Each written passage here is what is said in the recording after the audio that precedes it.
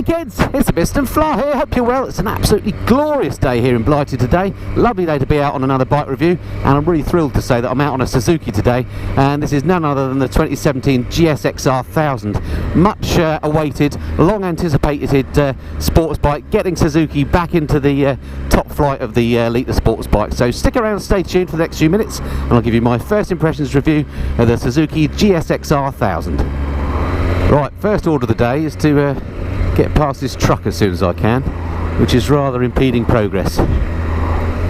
Mirrors on here work an absolute treat. Big old stalky looking things, but they work well. A little bit of vibration when you open her up, but normal road riding speed's absolutely fine. Oh, come on.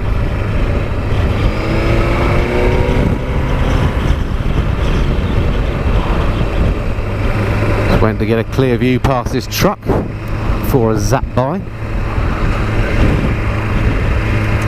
Lovely smooth four-cylinder engine on this bike. Sounds wonderful actually, even through the standard pipe it's got a lovely sound to it.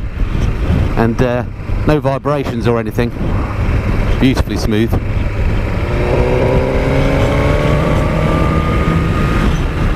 And then straight into a 30. Brilliant. Okay, let's slow her down. Okay, so in a 30-mile-an-hour zone and just riding along normally here. Bike doesn't complain at all at low revs. And I'm in 4th gear, so bags of torque and the thing is absolutely fine. Let's change it down a little bit. Comfort wise, seat actually very hard, but the position that you're riding in is very kind of what I call open for a sports bike, in that the positioning of your hands, your feet and your bum is quite well spaced compared to the bike that I know best, which is of course my Panigale. This is quite a comfortable riding position. I'm just going to get into this. Okay, so we're out of the 30 zone.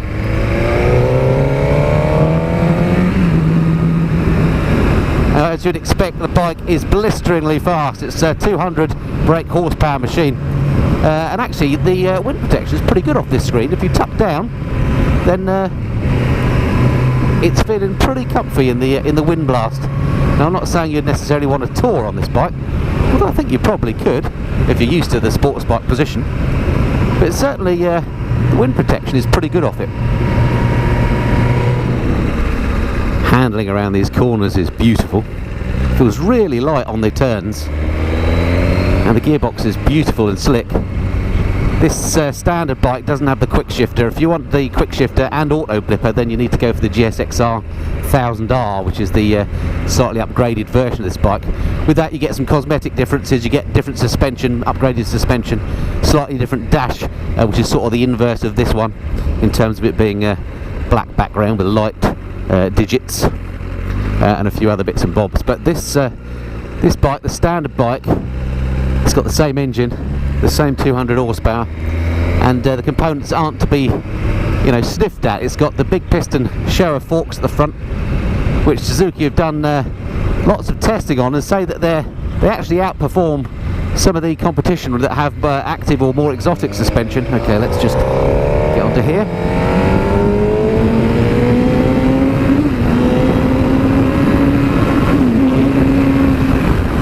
Yeah, this bike does not hang about.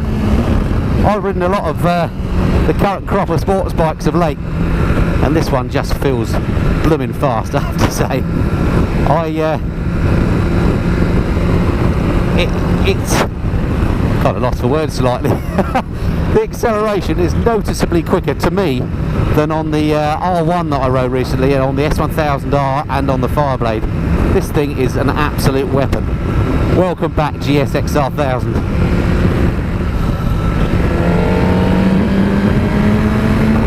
Sounds absolutely epic, this engine. I love it.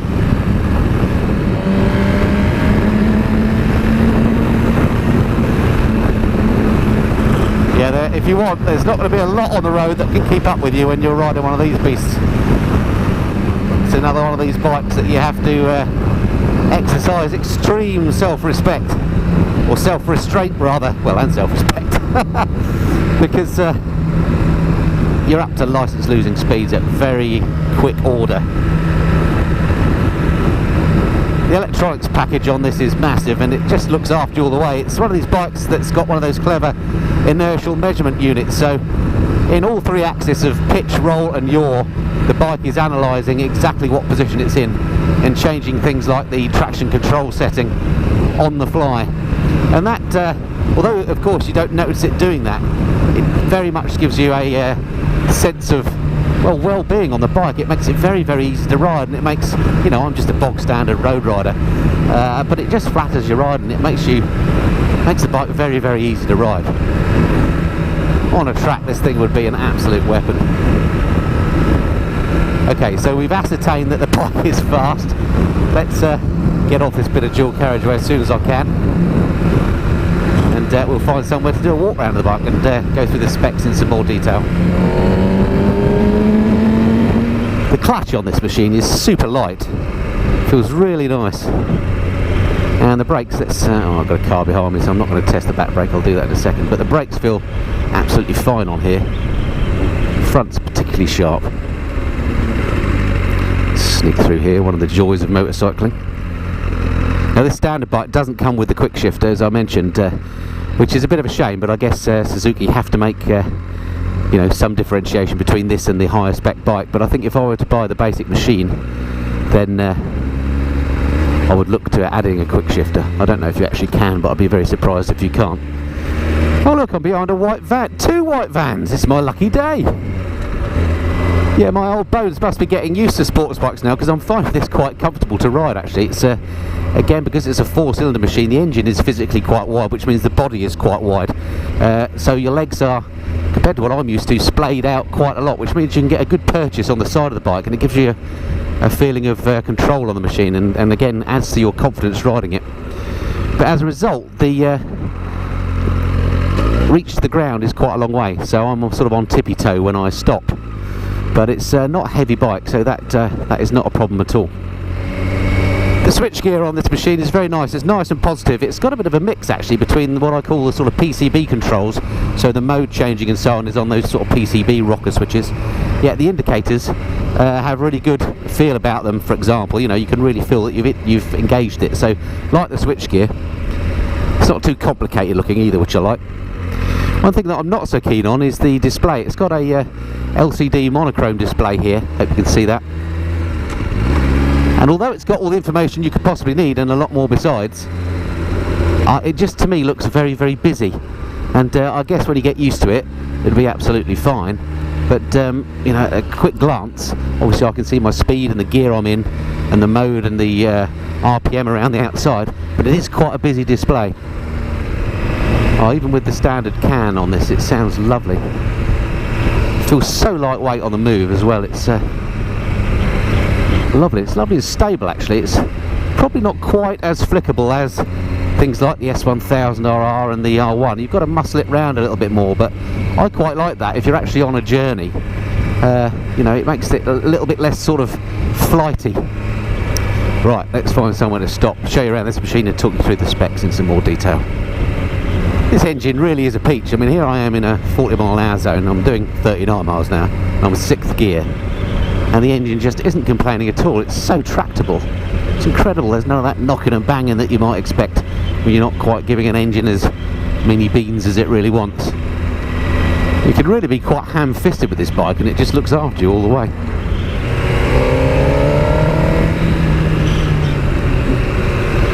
Going into a diesel restricted zone now.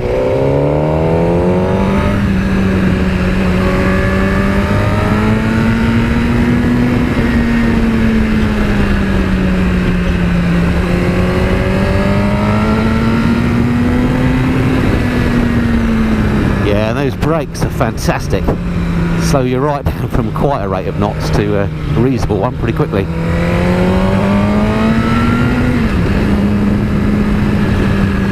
What a weapon of a bike.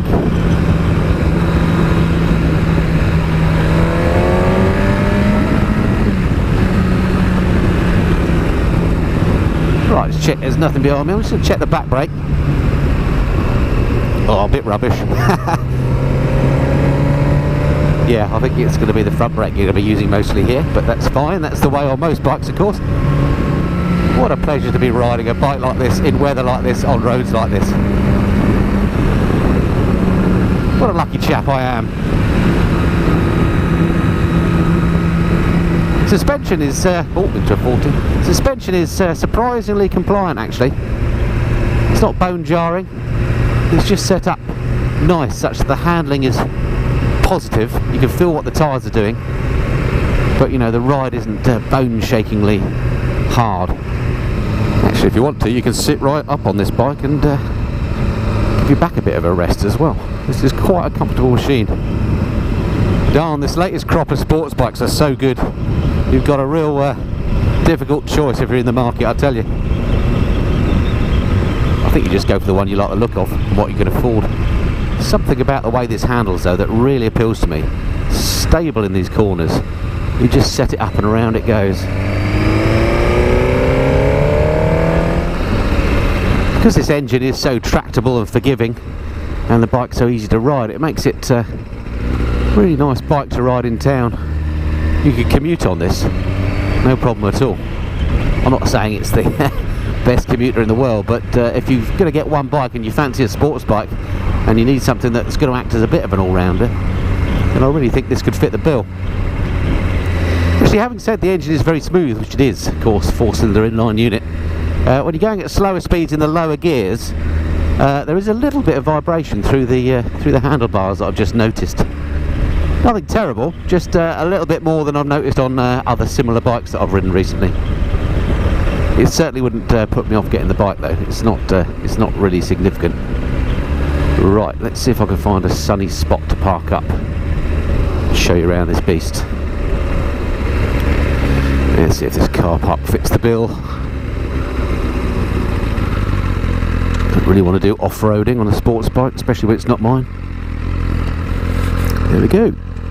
Easy to find neutral, nice big chunky stand, like it. Okay, let's show you around this bike then. Comes in two colours. This is the sort of standard GSXR blue if you like. Also comes in black. I think if you're going to have one of these, well for me, you'd have to have the blue because that's the classic Gixxer colour, isn't it? Okay, let me get the other camera out then and we'll go through the specs. Right, here we are. Hopefully that gives you a good view of the bike. And so yeah, the 2017 GSXR1000 then from Suzuki, long awaited. Now Suzuki say in their marketing blurb that this is the most powerful, hardest accelerating, cleanest running GSXR ever. And it's also the lightest and most aerodynamic GSXR1000. Apparently they did a lot of work in the wind tunnels to change the shape to get its drag down, and it does look a handsome bike actually. It's one of those machines that, you know, when I saw it in pictures I didn't think it looked that great, but once in the flesh it actually looks much better. And again, when you ride it and you realise just what a good bike it is, suddenly the looks don't matter quite so much. I think maybe it's not quite up there with the likes of the R1, the Panigale in the looks department, but it's by no means an ugly bike. I really like it much more than I thought I was going to, and in this blue paint scheme it looks lovely. The paint is really lustrous on this, they've done a good job. Anyway, the specs then. The engine, 1000cc inline 4-cylinder. Again, the marketing blurb says that it's MotoGP designed, and it's got this very clever variable valve timing arrangement. I don't know if you've seen pictures of it, but it works by ball bearings flinging out rather than electronics. It's a very clever kind of foolproof system. But that sort of thing just impresses me because I just think it's very novel how they've done that. As the ball bearings fling out, it moves the gearing and advances and retards the ignition timing accordingly based on engine RPM. Very clever, worth looking up if you're interested in that sort of thing. Power output 202 PS. Annoyingly, manufacturers talking PS these days, but I did a conversion on Google. That's 199.2 bhp, so 200 brake horsepower near us, damn it. 117.6 newton meters at 10,800 RPM of torque. And weight wise, curb weight wet 202 kilograms. So yeah, very, very light. Feels nice and light when you're riding it. Seat height 825 millimeters, so it is quite tall, and because the engine's wide, as I said, you know, it is a bit of a reach to the deck, but I'm only 5'8", and it's no problem at all for me riding. If we have a bit of a closer look at this seat, it is quite hard, but it's not uncomfortable, and because of that step at the back, who'd want to be a pillion on that? You know, you sit in there quite nice. You don't want, there's no tendency to slide off the back when you open it up, because this thing is a beast when you accelerate. Fuel tank capacity, it's massive, this fuel tank. It actually looks quite big, but it carries 16 litres, so that's a sports bike scale. I think that's the biggest I've come across. 3.5 UK gallons. and the website reckons you'll get 47.8 miles per gallon out of it. So quick back of fag packet calculation, reckon you're looking at least 150 mile range out of this if you ride it sensibly. Brakes, let's come around and have a look at the brakes. On the front here, you've got decent brakes on this machine. You've got the Brembos, they're not the M50s, but the next best thing. These are the same brakes as I've got on my BMW GS and on my Panigale, I think, and they stop absolutely beautifully, so no worries with the brakes. On the back, you've got single pot calipers, if we can see, there we go, underneath this massive exhaust, and I have to say the exhaust is fugly, isn't it? Look at that, that's awful. That's one of those Euro 4 nightmares. It sounds great, but it's just massive and it looks horrible, but let's face it, you can change that pretty easily. Suspension wise, it's got the show of big piston forks on this, which again, good quality kit, and Suzuki reckon, as I say, these outperform some of the more on paper sophisticated suspension on some of the rivals, and it certainly feels good. Electronics, it's got a massive package on here. I've not even touched the electronics on this because it would be a subject of a whole video in itself. But it's got what Suzuki call motion traction control and braking system. It's got that 3-axis IMU, 10 levels of traction control, believe it or not. Got riding modes, which Suzuki call SDMS, and they offer 3 different engine power delivery modes and 3 different engine maps. If you go for the higher spec bike, the R, you can also get the auto blipper and quick shifter, wheelie and launch control, and so on. So really a super duper highly spec'd machine. You know, nothing missing on the new Suzuki. Price on the road, and this is the good bit, $13,599, which is a bargain. Makes it much cheaper in its standard form than its rivals, and you know, so far I can't see that it's lacking anything in terms of its ride and performance. It really is a nice bike. Nice one, Suzuki. Okay, enough chat, let's get back on, ride her some more. Well, actually, let's just see what she's like to manhandle on this gravelly car park. Very similar setup to my driveway. It feels very light off the stand, actually. Really easy to move. Like it. And then when I'm sat on it, just to show you where my feet are, as I say, I'm 5'8" and I'm on tiptoe on each side, but the bike feels so light that is not an issue. It doesn't sap your confidence in any way. Nice little start-up regime. Does sound the business, this bike. Right, let's take it easy on the gravel.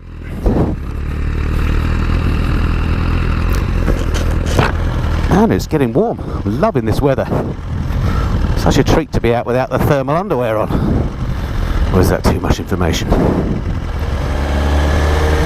So I must just take this opportunity to thank very much Peter and the guys at Ford and Ellis in Chesham.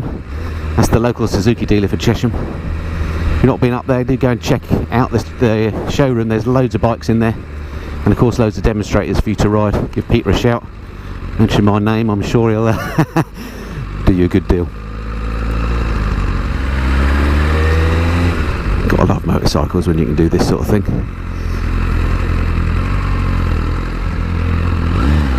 People say Chesham isn't a nice place. This is gorgeous.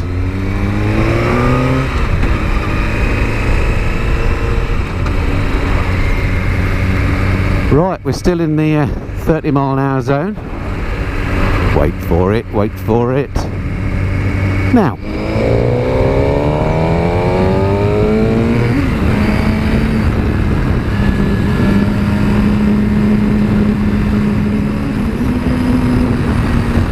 Wow, this bike has got so much shove. You've got to take it on a track to get the most out of it, because you just can't have the fun that this bike has to offer on a road. It would be silly to try, frankly, but amazingly performant bike. Love it. Alright, sadly I better get the thing back to the dealer. Right, so I guess it's time to summarise my sort of closing thoughts for this initial impressions review on the Suzuki GSXR1000. Well, as you've probably gathered, I'm very impressed by the bike. It offers everything every other sports bike offers, plus I think a bit more in terms of thrills. The acceleration on the thing is absolutely mental, and it handles beautifully. It's a little bit more, you have to muscle it around the corners a little bit more than some of the other sports bikes I've ridden, but I actually quite like that. It gives it a feeling of great stability in the corners, and gives me, as a bog standard rider, a lot of confidence riding the thing. The electronics package absolutely cossets you. and you know, you can't feel it kicking in or anything, but it just looks after you and makes riding the bike very, very easy. The engine's silky smooth, runs great in town at low speeds, even if you abuse it in high gears. Comfort wise, the seat's a bit hard, but actually the riding position is pretty comfortable as sports bikes go. The mirrors work a treat, the brakes work well, the suspension is nice. If I had a criticism, it would probably be that the LCD display is a little bit busy, but that's something you can get used to. And there may be at low speeds a little bit of vibration through the bars, but nothing at all that would put me off having one of these bikes. It really is a lovely bike, and when you factor in the price as well, I mean, it's absolutely top value for money. So if you're in the market for a sports bike, definitely give one of these a go. I think you're going to be impressed. So well done, Suzuki. There's no doubt the GSXR1000 is back, and I think it's towards the top of the pile, I really do. Okay, I hope that's been of some interest to you, and I look forward to speaking to you next time. Until then, this has been the Missenden Flyer. Cheerio.